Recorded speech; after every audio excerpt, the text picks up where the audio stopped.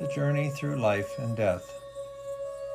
According to the wisdom of Buddha, we can actually use our lives to prepare for death.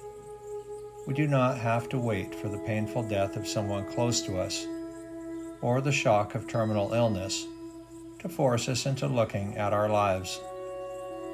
Nor are we condemned to go out empty-handed at death to meet the unknown. We can begin, here and now, to find meaning in our lives.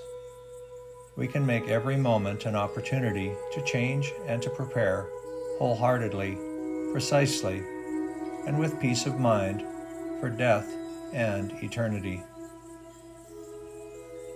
In the Buddhist approach, life and death are seen as one whole, where death is the beginning of another chapter of life. Death is a mirror in which the entire meaning of life is reflected. This view is central to the teachings of the most ancient school of Tibetan Buddhism. Many of you will have heard of the Tibetan Book of the Dead. What I am seeking to do in this book is to explain and expand the Tibetan Book of the Dead, to cover not only death, but life as well, and to fill out in detail the whole teaching of which the Tibetan Book of the Dead is only a part. In this wonderful teaching, we find the whole of life and death presented together as a series of constantly changing transitional realities known as bardos.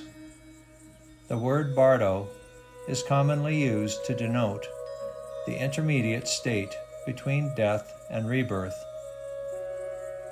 But in reality, bardos are occurring continuously throughout both life and death, and are junctures when the possibility of liberation or enlightenment is heightened. The bardos are particularly powerful opportunities for liberation because there are, the teachings show us, certain moments that are much more powerful than others, and much more charged with potential, when whatever you do has a crucial and far-reaching effect. I think of a bardo as being like a moment when you step toward the edge of a precipice. Such a moment, for example, is when a master introduces a disciple to the essential, original, and innermost nature of his or her mind. The greatest and most charged of these moments, however, is the moment of death. So from the Tibetan Buddhist point of view, we can divide our entire existence into four continuously interlinked realities. 1. Life. 2. Dying in death. 3.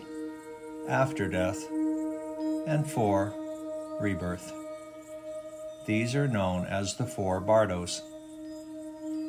1. The natural bardo of this life.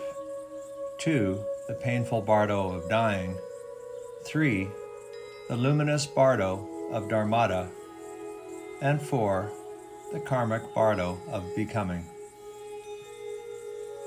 Because of the vastness and all-comprehensiveness of the bardo teachings, this book has been carefully structured.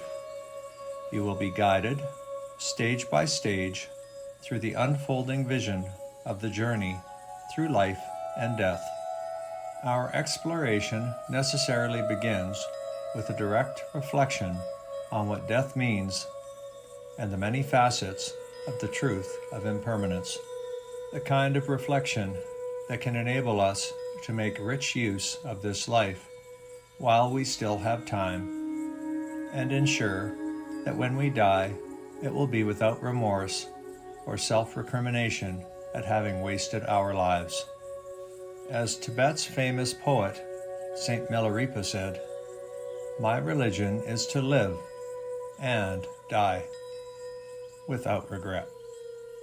Contemplating deeply on the secret message of impermanence, what lies in fact beyond impermanence and death, leads directly to the heart of the ancient and powerful Tibetan teachings.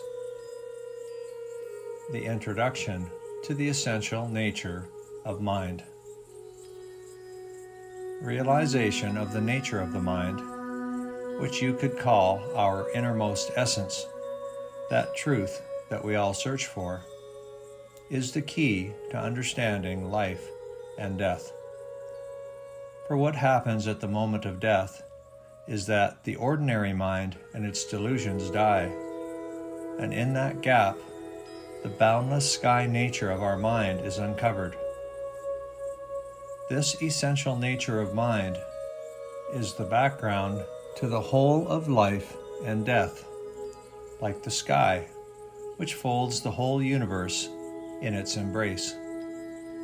The teachings make it clear that if all we know of mind is the aspect of mind that dissolves when we die, we will be left with no idea of what continues, no knowledge of the new dimension of the deeper reality of the nature of our mind.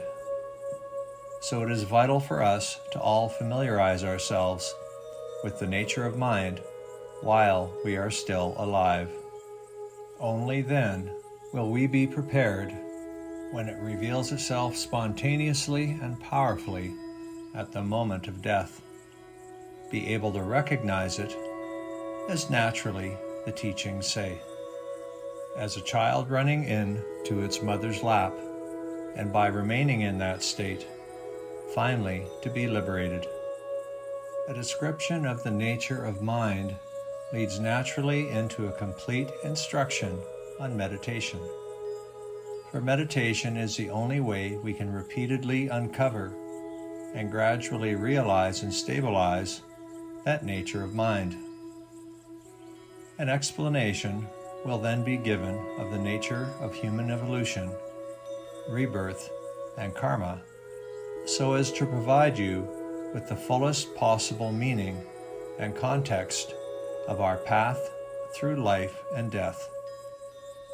By this point, you will have enough knowledge to be able to enter confidently the heart of the book, a comprehensive account drawn from many different sources of all of the four bardos and all of the different stages of death and dying.